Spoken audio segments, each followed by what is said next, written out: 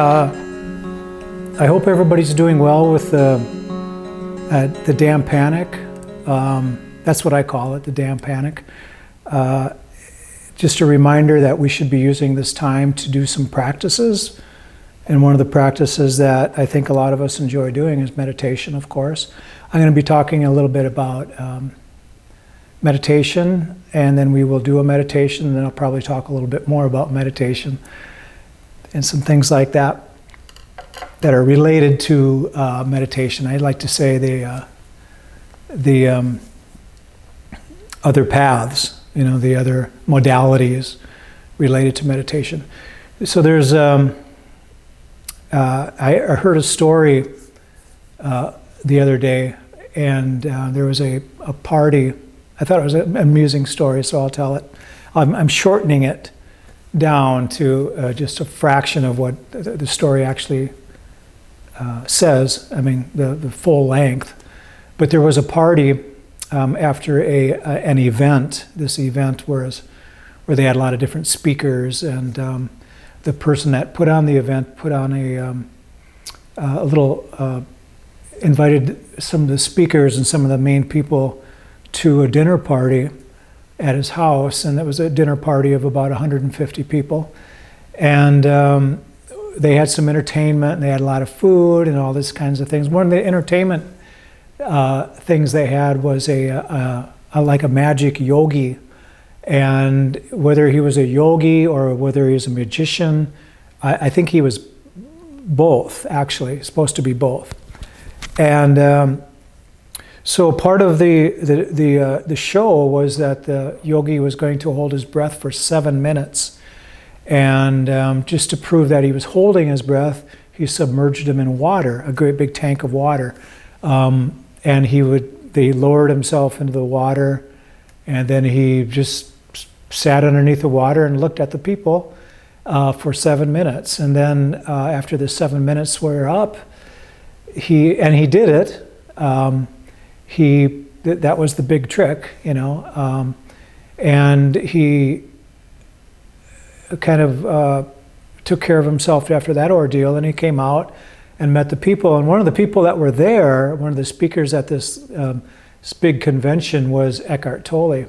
And so Eckhart Tolle was there, and they wanted him to meet the magic yogi, and so they introduced him, and somebody was there, and he leaned over and asked Eckhart Tolle, he said, can you do that? Can you hold your breath for 7 minutes?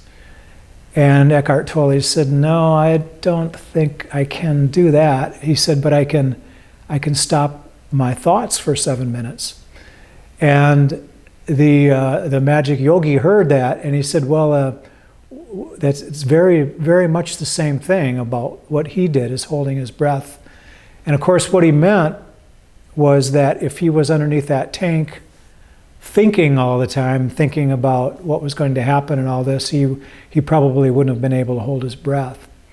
And an interesting thing about the human brain is that it uses about 24% of our energy within the body.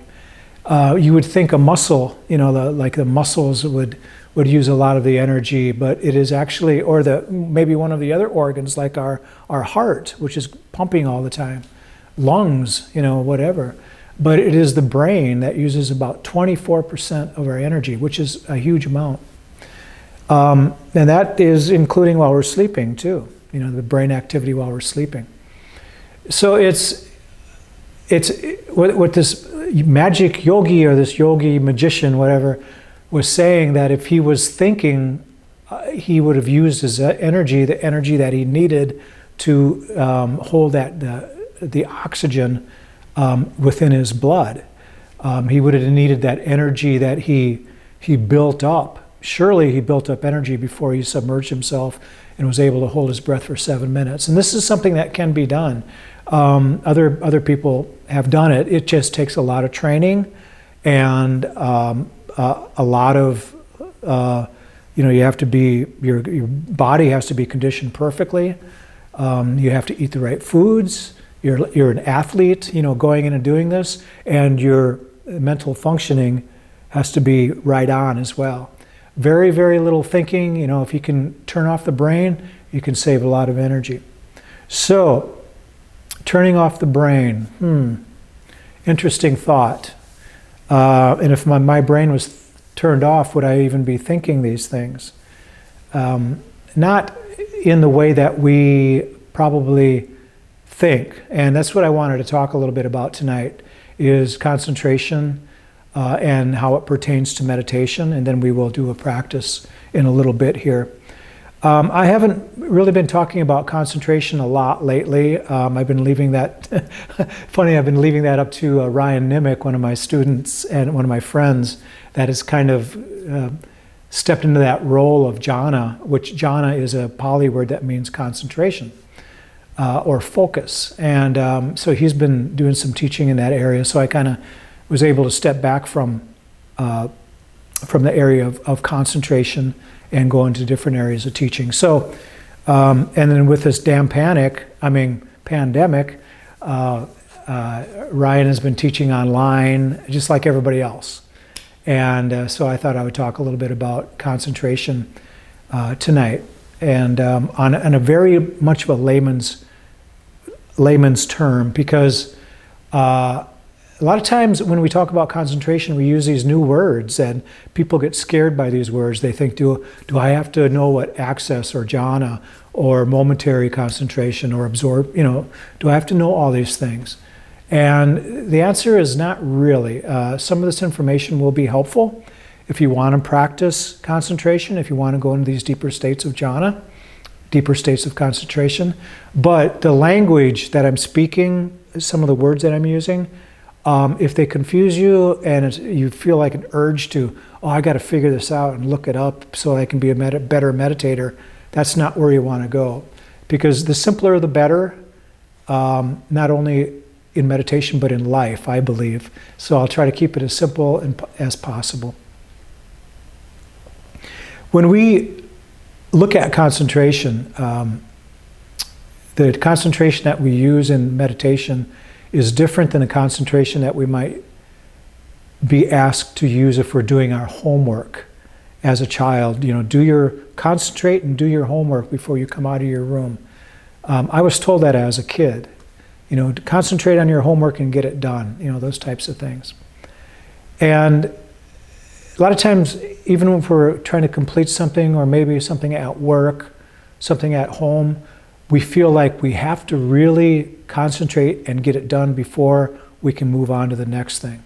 And that's very common. But that type of concentration is more of what I call a stick-to-itiveness, which is very important in life. Stick-to-itiveness is a real word. It means to stay with something, to start it, finish it up, and move on. Stick-to-itiveness is to stick with it. It's not only procrastination, like getting into the thing, but it's also keep mechanically working at it and keep mentally working at it until it's finished. Stick-to-itiveness, which is a little bit different than the concentration aspect that we're looking at in meditation.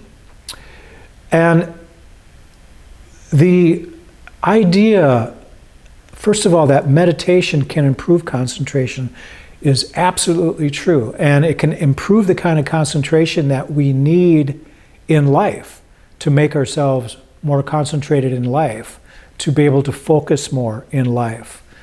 And so they're two different things, but to practice concentration, I know no better way than to do it in meditation, as a meditation practice.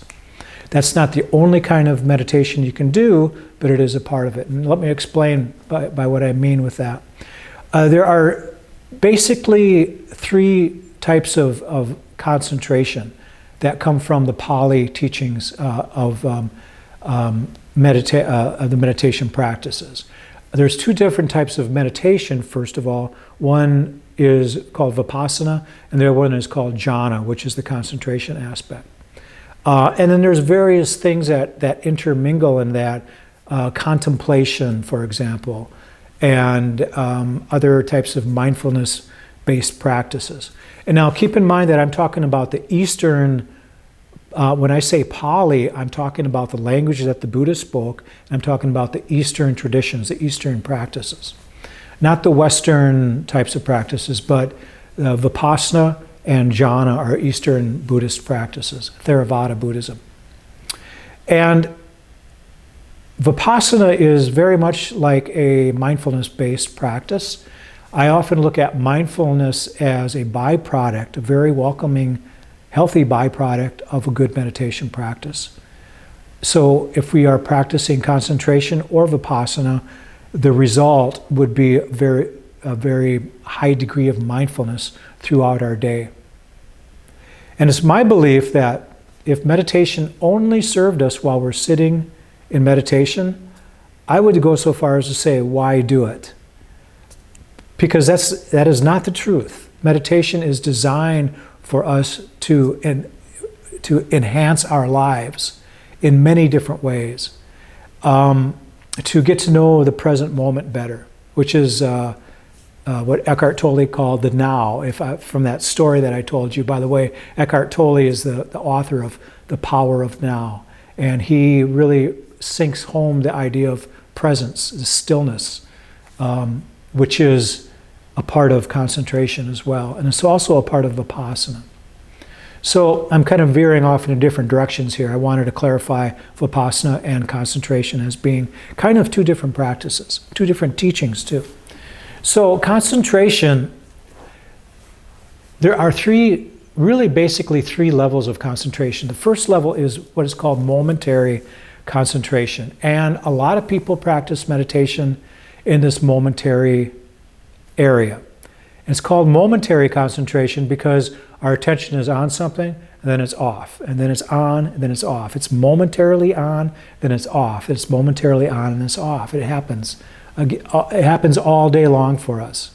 It's very much likened, if you want to get an idea of what I'm referring to, imagine that you're speaking with somebody at a party, and they're speaking, telling you some really interesting things about their life, and it really resonates with you, and you're really connected with that conversation with that person. And then they start talking about their grandparent or somebody in their family that you have no idea what they're talking about. And you're starting to wonder if they even know what they're talking about. So the mind wanders off. And even though you try to stay engaged, your mind is wandering off because you have no interest in what they're talking about. And then again, they start talking about something interesting, like spiritual development or I was going to say the pandemic, but I don't want to go there. They're talking about meditation and you're really engaged. And so you're momentarily right on in that conversation. And then they start talking about something something that happened in the past, and your mind starts wandering again. So that's an idea or an example of momentary concentration. And we do that all day long. You probably did it while you're listening to my stories here. You're engaged and you're unengaged. You're engaged and then you're off of it. So many people practice meditation in that area, especially if we're tired, if there's very little energy in the body. We have trouble staying engaged with our meditation object, which is generally something as simple as the breath, something boring as the breath, and there's a reason for that. And then we're looking at a type of concentration that is called access concentration. And access concentration is when we feel this energy in the body, when we're less concerned about the past or the future. The thoughts start simmering down. We don't need all this thinking going on. We're okay with the way things are. We are comfortable, temperature's good, and we just feel like we're kind of sinking into our meditation object. Let's say we're focusing on the breath and everything feels good. Hardly any noise, temperature's right. And so we're starting to have access to a deeper state. We might not be there yet, but we have access to it. We could feel it, that this is going well for me. I'm really enjoying this. It's easy to sit. It's easy to focus. everything is just easy and very pleasant. So that's access concentration. If we can practice access concentration again and again and again, we'll surely get into the next step called absorption. And absorption is when we actually feel like we are absorbed into our meditation object. So if we're focusing on the breath, we'll use the breath as the ideal meditation object here. So I'm focusing on the breath. I feel it right here in my nose. And there's no struggle for me to keep my attention there. And in fact, that feeling of that breath that I really created, it feels so good that it's hard to distinguish that feeling between being opposite of me, being a different part of me, or being actually me. And so we are fused together, that feeling, that meditation object, and the rest of this mind-body experience. It's all one. So my mind doesn't have to go out and search for that meditation object because it's right there. It's right there with me. And even the idea of a meditation object separate from me is a foreign feeling. And that is the first feeling that a lot of people would describe as a first point of access absorption. So it's momentary concentration, access concentration, and then absorption. And absorption is often called jhana. Jhana is these deeper states. And for the most part, the worldly, what we could consider the worldly jhanas, there's 4 of them. And then there's 4 jhanas even underneath those that we might not get a chance to touch on here. Otherwise, we wouldn't get a practice in. And so if you're new to meditation and these words, momentary, access, absorption, are foreign words to you, don't worry about it. It's just something that actually happens naturally if we consistently practice meditation. We will get into these deeper states of absorption if we practice every day and from time to time really kind of push it more. Practicing every day. If we're practicing concentration, we would want to practice probably an hour a day. We want to be a fairly serious meditator, and then probably even want to push it a little bit more, and from time to time, maybe once or twice a week, practice a couple hours a day. That's what this kind of practice really needs. It needs complete control of the situation, mind and body.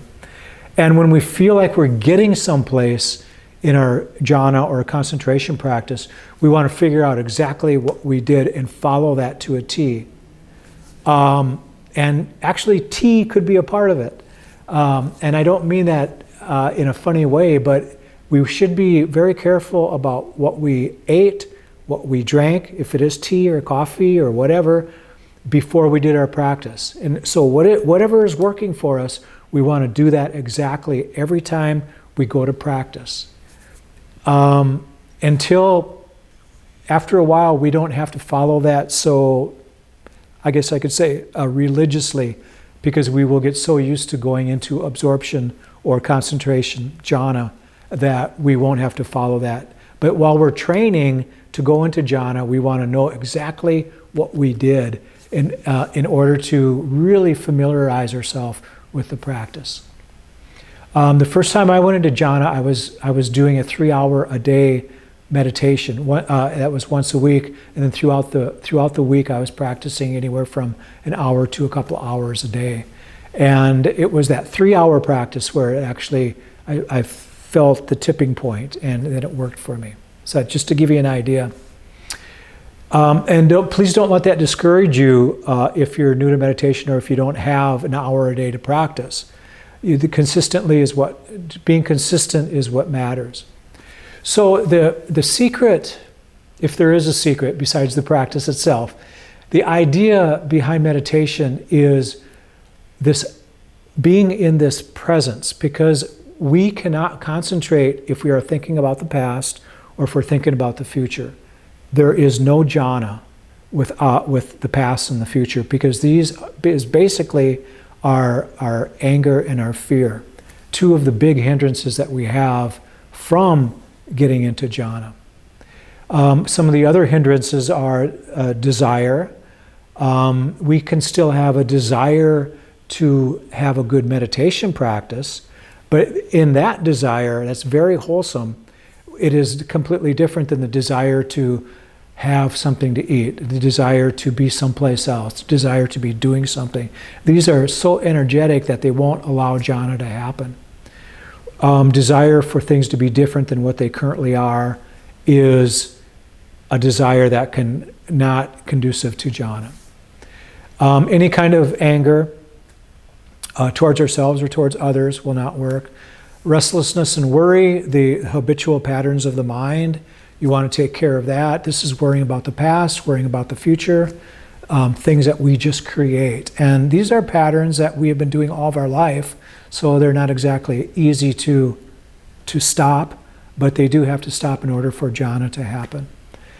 When, as mentioned earlier, we need energy within the body, we can't be fatigued and still expect to have jhana or to maintain jhana. We want to have energy in the body. I'm getting out a clock here to keep tabs on the time so it doesn't get carried away. Also, we need to have faith in our practice. We want to believe that we can have concentration, that we can have jhana, and that is having no doubt in our practice. And that comes with consistency. When we start noticing the benefits of meditation, then we have little doubt in the practice and it becomes a part of our life. And our overall life, we feel complete, with our life and with who and what we are, what we represent. And we enjoy life to its fullest extent, just through the practice of meditation. Now, if you can imagine not having any of these hindrances, it's going to benefit us whether we're practicing jhana, concentration, or if we're just meditating or not. And again, I can't emphasize enough the idea of being present, because in this presence, there is very, very little hindrances. Once these hindrances stop, then we realize that the thinking has shifted a great degree. There's very, very little thinking going on. When there's no thought, happiness arises, blissfulness arises. And that blissfulness can be a little bit too energetic, so that'll subside, that'll come down, and what will be left is just some single-pointed concentration, some happiness, and then we will find ourselves in a completely different state than we would normally find ourselves in our meditation, and that is first jhana. And it starts by eliminating the hindrances, desire, anger, restlessness and worry, fatigue, and doubt. Primarily the past and the future. The past and the future, I'm sorry to say, don't have very much use in the practice of concentration. They have a usage for us in life, and of course that's where all of our lessons come from. So it is important, but if we want to practice concentration, jhana, the past and the future have to be put on hold. We can pick it up later after the practice. So I hope that is clear enough. Once we go into the first jhana, we practice, remember how we did it, all the fine little details of how we got into that jhana, and I promise you, if you can do that and practice it daily, you'll go into the second jhana, eventually the third jhana, and the fourth jhana. The first jhana, it can be so liberating feeling. You feel so complete that you'll swear that you're enlightened. And in many ways, you have woken up to a certain degree because you realize that there is much more to this stuff than what we're experiencing. Even with the eyes closed, even with no sounds, even with no thought, there is a wonderful, wonderful experience just waiting there to be explored. And that is jhana. If you have any questions about this, I'll talk a little bit about it after our meditation, but if you have any questions about it, ask myself. You can ask Ryan Nimick, send him an email. He'd be glad to help you. But I will certainly answer any emails regarding jhana. It's interesting that some of the most popular videos that I have out there on YouTube are the jhana videos. They don't have millions and millions of hits like a lot of the videos that people put out there. After all, this is just meditation. But they do have thousands of views. So people are interested in jhana. It's something that they're intrigued by. And there's a lot of people practicing it. It's a very wonderful, healthy practice. And we will do some of it right now. I'm going to guide us a little bit less than I normally would, because actually guiding has very little to do with jhana. And actually the guiding itself will pull a person out of the jhana if they feel like they're going into it. And whether we're actually going to be going into jhana or not is kind of beside the point. But if I keep guiding and guiding and guiding, it's kind of going against what I just explained. So I will do some guiding, but not for the entire practice. And so this will be about a half hour. So please join me. Make yourself comfortable.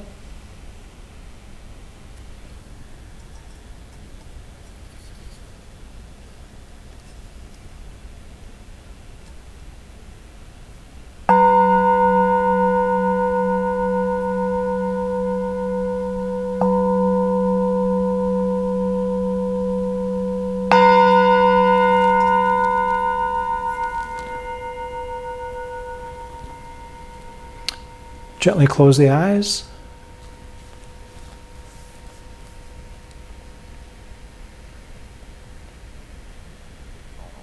One of the more prominent tips that I got from my teacher, Bhante Gudarantana, he told me that without metta, jhana is not possible. And so he's saying without love in our hearts, in our minds, we cannot go deep into concentration. The opposite of love is anger or hatred. It can be an unsettling of the mind, unsettling of the heart.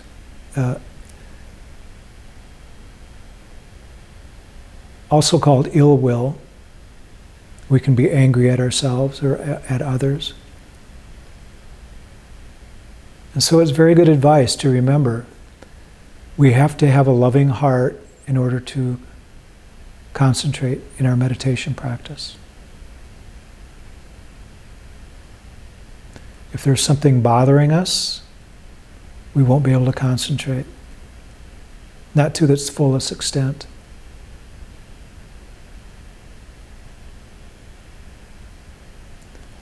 If we're fearful of something that might happen in the future, we won't be able to concentrate to our fullest extent.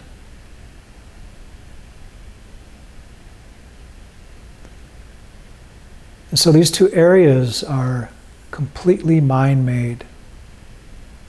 These disturbances we create ourselves.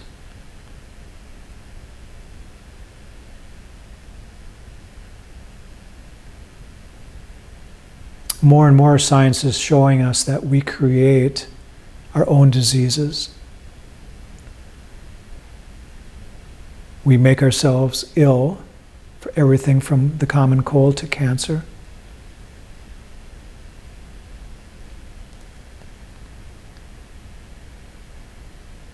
And 2,600 years ago, the Buddha knew these things.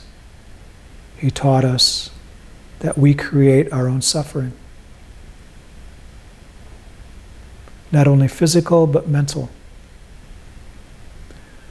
We create our fear, we create our anger.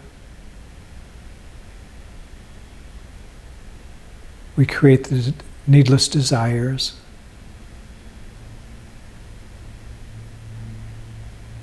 And until we eliminate these things, we have doubt, we can have fatigue.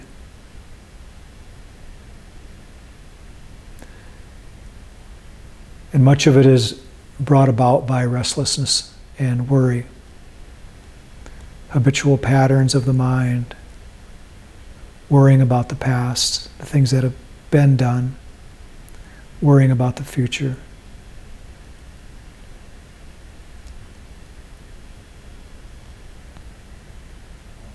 And now is a good time to set all of that aside. Just giving ourselves permission to rest. So bring your attention to the breath. Notice where you feel the breath the most along the body. So we're finding our meditation object.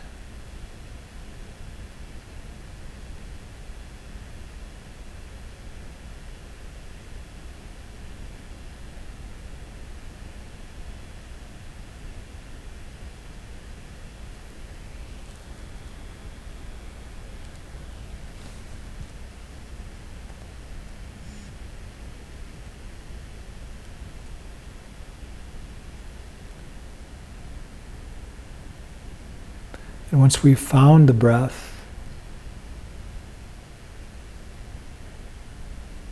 see how long you can stay with it.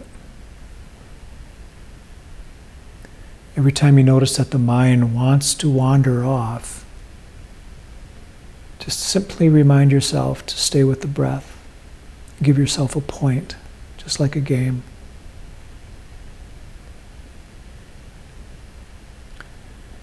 Right now, you've given yourself permission to do nothing but focus on your meditation object. Nothing else is required. This is like a mental vacation. Nothing to do. No place to go.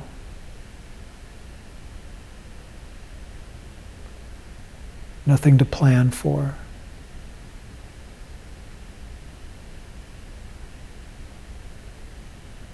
Nothing to fear.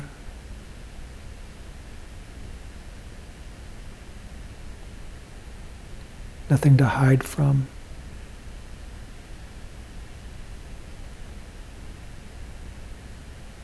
Nothing to change.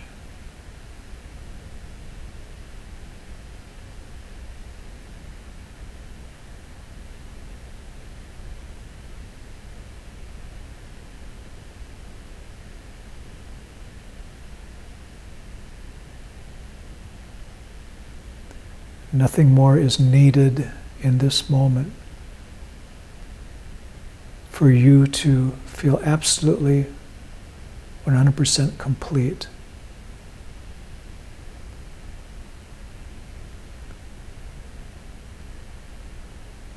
Resting in the present moment, the stillness.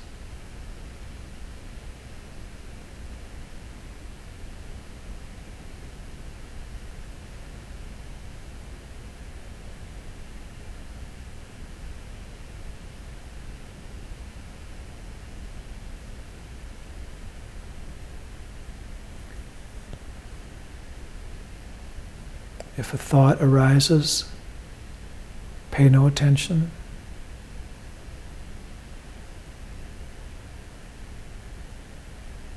Thoughts come and go just like the breath. Nothing to hang on to.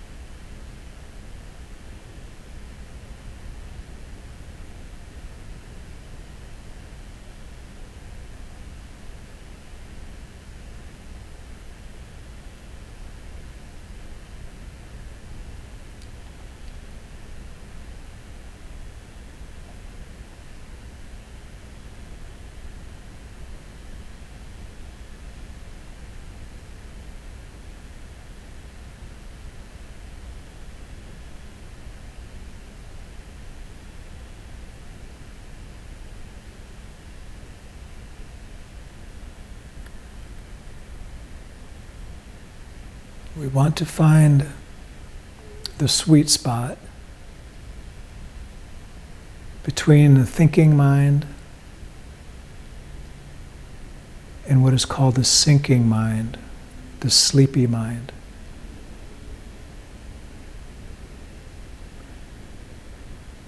In between the thinking and the sinking is this place that we want to rest.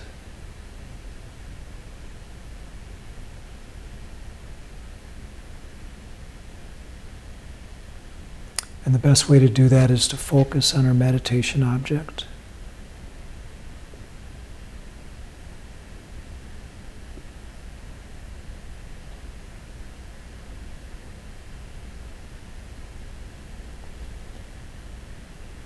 Trust that nothing more is needed.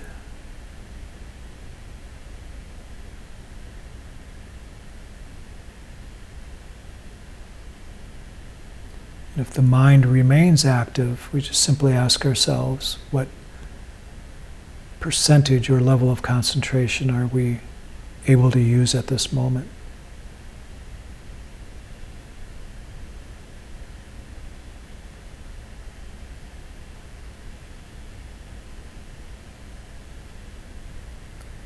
Are you 50% concentrated? Are you 75% concentrated?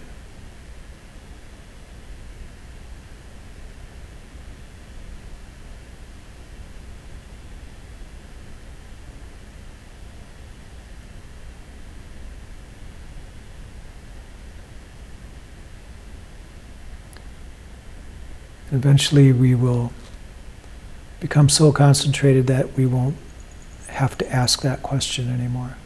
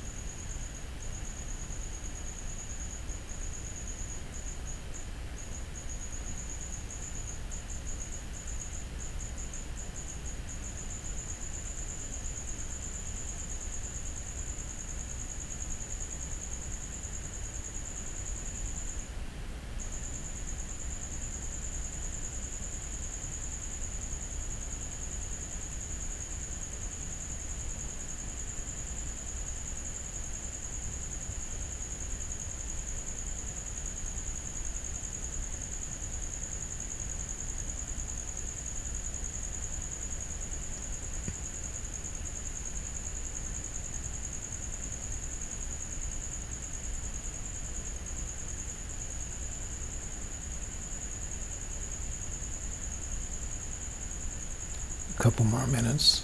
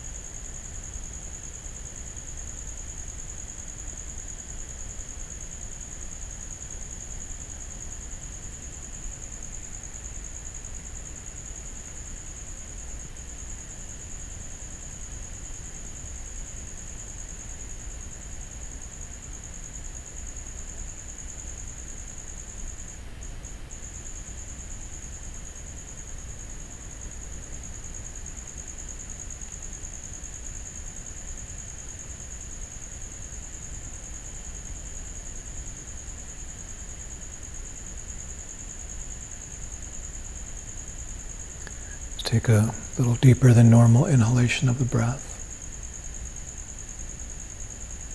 Expand the lungs a little bit.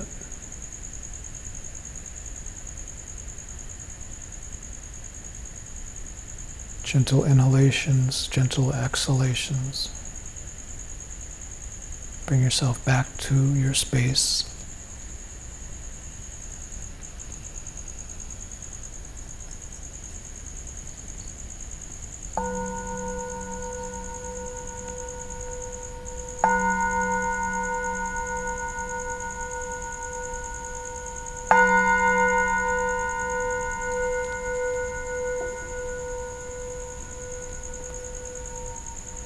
Thank you. Thank you for sharing that practice with me. You can bring your palms together in front of you if you like. This is a little bit of a metta practice. May each of us and all beings be well, happy and peaceful. May no harm come to us. May no difficulties come to us. May we all meet with spiritual and worldly success. And may we have the patience, the courage, and the understanding to meet and overcome any problems, any difficulties that we might face in life. Thank you again. So that was about a half-hour practice. Probably not enough for jhana unless a person's been practicing jhana for a while. They can easily get into jhana on just short meditations. But initially it takes longer meditations to do that. And if jhana is not your goal, if that's not a practice that you're interested in, that's fine. It can happen when a person isn't expecting it to happen. And if it does happen, now hopefully you understand a little bit more about jhana and how it works, if you haven't worked with it or known much about it previously. We have to ask ourselves what hindrance is up, what's happening there. And there's 5 hindrances. Many of you know these, but I mentioned them a couple of times: desire, ill will, or anger, restlessness and worry, fatigue, or what is called sloth and torpor. That could be a mental cloudiness or a fatigue of the body or the mind. And then doubt. Doubt is the lack of faith in our practice, lack of faith in the teachings, just a feeling like, I don't know if this is going to work, that kind of thing. And so these 5 hindrances, they can come in disguises, and the disguises are that they combine each other. And sometimes we can have all 5 hindrances at one time. Sometimes, just a couple of them can be together. Sometimes one. When I ask people what their primary hindrances are, they usually come up with restlessness and worry. Restlessness and worry is something that we allow to happen. We worry about the past and the future. A lot of us, it's like an epidemic, us worrying about what's going to happen in the future. And none of it's going to happen the way we plan it. So if we can just kind of put a halt on that, we'll be helping ourselves out a lot. and just use the past as these lessons that need to be learned. What lessons aren't we getting? And that's from the past. But we don't want to be worrying about that in meditation practice, outside of meditation. So basically, anytime that we have difficulties, stress, it is something to do with the past and the future, or just a desire, wanting things to be different than what they currently are. And we can be absolutely happy and everything can be fine, and then all of a sudden we get bored with the situation, we want things to be different. That's a desire. And these are the kinds of things that the Buddha talked about as being our problems. They are the hindrances to our happiness and the hindrances to our a depthful meditation practice, a meditation practice with lots of depth to it. Creating new words here. I hope none of this is too confusing for you. It's not meant to be. The main thing is that we practice consistently. And if you've learned a musical language, a musical instrument, or a language in the past, you know that consistency is very important in learning anything. And it's that way with meditation. And if many people have been practicing meditation for years and years and years, and never really thought that there was a deeper place to get to, and that deeper place is jhana. And if you've dipped into it and dipped out, you know what I mean. And that dipping is when we have to really understand how we got in there so that we can practice getting in again and again and then staying there. So basically, as meditators, we have developed concentration. We know what we're doing, but that doesn't mean that we have control over our concentration. And that's the key between somebody practicing concentration and somebody doing vipassana, where they're just watching the mental activity and learning from that aspect. That's just vipassana in a nutshell. There's much more to it than that, but maybe we'll talk about that next week. And so ask yourself, what hindrances are bothering you? You'll find that these are the things that are causing you difficulty in life. And these are the things that have to be understood, accepted, and then let go of. And that's why meditation is such a wonderful practice. It teaches us to do that. And to be in that present moment, to be concentrated, to go into these deeper states. All right. Well, this is wonderful. We did very well. I thank everybody for watching. I love you. And if there's something I can help you with in your meditation practice, please let me know. If you have any questions off of the stream here, Shane@meditationlearningcenter.com, and I'll look for your email and I'll get back to you. Otherwise, keep meditating and be happy. Don't worry about anything, because it's all going to pass. We cause our own suffering, and we can end our suffering as well, right? So thank you very much. Enjoy the rest of your evening. Good night.